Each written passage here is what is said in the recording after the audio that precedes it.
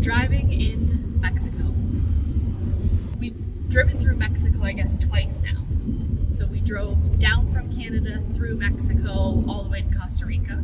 We entered in Texas through the Matamoros border crossing, and we kind of hugged along the east coast of Mexico until about the middle of Mexico, and then we kind of started crossing over and heading down that way towards Guatemala. And then this trip, we're heading north. So we came in through Guatemala and pretty much went up through like the center of Mexico, so really like in the mountainous region. And then we're going to be crossing the border in Ciudad Juarez into El Paso, Texas. It's a gorgeous drive. Like, it is absolutely beautiful drive. Really picturesque driving through Mexico. So is driving in Mexico unsafe? We would say no. No, it's not. No problems at all driving through Mexico. There's, more speed bumps and topes and, lose your car speed bumps in Mexico than I think all of Central America combined. Like way, way, way more speed bumps. But a lot of times they'll mark warning 100 meters ahead. There's a speed bump. You watch the cars in front of you. If there's someone in front of you, that's a good warning to see if there's bumps. Yeah. Don't be the fastest car on the road. Yeah, because you're the one that's going to fly over that bump. Pretty much anytime you're coming into a town or leaving a town, there's going to be bumps, and then there's probably going to be multiple bumps along the town. So it kind of gives you an idea of like where they're going to be, but definitely there's like spots that there's random, like you would not expect there to be a speed bump there, and there is. So watch out for that. Don't drive at night, partly because of the bumps and just, some of the road conditions, and, who knows what's happening in the evening. At this time of driving through Mexico, there's quite a few migrants. You'll see quite a few of them, and then you won't see them for days. And then you'll see like a whole bunch of them again. I think depending on which roads we've been on, some roads we've kind of been on, it must be a migrant route, and then other roads we've been like kind of off that path that they would have been going. And they haven't been a problem. They stay on the side of the road or close to the ditch. It's just, you got to be careful. So you're kind of always looking out for these people on the side of the road.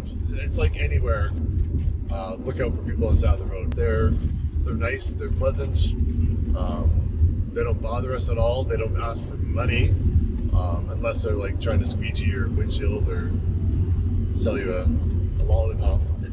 Because in Mexico, you kind of drive a lot of times on the shoulder, so people can go and pass down the center of the highway. That's really, that's a nice feature in Mexico. It means that roads that aren't necessarily twinned or have two lanes, you pretty much have a passing lane almost all the time. That gives lots of opportunity to pass when people want to pass on both sides of the road, which is good.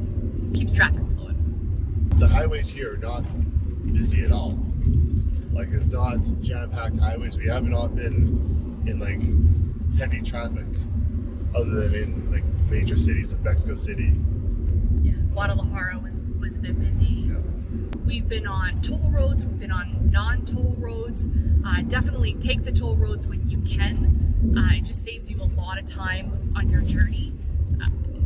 Especially if you're traveling a fair distance, we're going end to end of the country. Those toll roads, if we weren't on the toll roads, man, it would take us way, way, way longer. And the toll roads are pretty nice. They are a bit pricey though. They're a bit pricey. So if you can afford it. Otherwise, just know that your journey's going to be a lot slower. The roads aren't quite as good on the non-toll roads, and they're just a lot more windy through all the small little towns. So that's why it takes longer. I would estimate it. For every 100 kilometers you're going to drive, if you're taking just straight toll roads, so 100 kilometers of toll road will cost you about $10.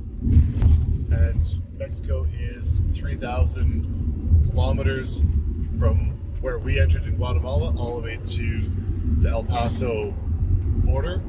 So we'll probably spend about $300 on toll just driving straight through Mexico. If you break down, there's services available 24/7 that will come and help and pick you up and tow you and whatever you need. So there's good things about that as well. And there's rest stops along the toll road and gas and all that kind of jazz. When we first came down through Mexico from Canada, we're we're like, oh, the roads are bumpy and there's lots of patches and the roads aren't great, is what we thought. And then we spent like a year and some driving through all of Central America. So Guatemala, El Salvador, Honduras, Nicaragua, Costa Rica. We spent a lot of time in those countries. So we have a different perspective now. The roads in Mexico are amazing compared to some of the other countries. Not just like in general the infrastructure, that there's way more roads, way more highways to get you to where you want to go, but generally the state of the roads are much better. Most of the other countries don't even have toll roads, or they have the odd toll road. So there's not even that option to kind of like express and go quicker. We've also found that driving through Mexico, like when we first came through, we're like, oh, there's some like mountainous roads, there's like twisty turny roads. We didn't know what mountainy and twisty turny was until we went further south. Guatemala, Costa Rica, El Salvador, places that we were going, we were on a lot of like slow, twisty turny, really mountain roads. You know, when you're driving as fast as you could go would be 40-50 kilometers the whole day. Mexico, great driving, really. No problems at all. We definitely pushed the limit of our 2008 Ford Escape. Limited. We're maxed out on weight per vehicle, so some of these roads that were steep incline, it was quite a bit of a struggle for Escape to get up. But it made it. We pushed the limit. Yeah, we pushed the limits of the Escape and it passed. We pretty much were fine for every road. We didn't go like hardcore off-road, like wheeling or anything like that. A few times by accident. But we did go down like lots of, you know, back roads, country roads, dirt roads, and we were fine. So for sure, you know, having four-wheel drive and good tires is great. If you don't have that, just plan your route a little better and just know that there's going to be maybe a few, you know, epic views and epic spots you're not going to be able to get to. And if you're someone who wants to do like major off-roading, those opportunities are wildly available as well. Anything else you want to say about driving in Mexico? I recommend it. It's an amazing country. We've been in the country now the past month, and it just seems like it's flown by. And it's one beautiful place after the next beautiful place after the next beautiful place, and we still feel like we've barely scratched the surface. So we'll be back.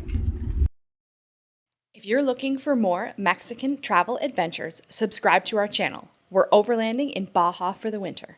Thanks for watching, and we'll see you on the next amazing adventure.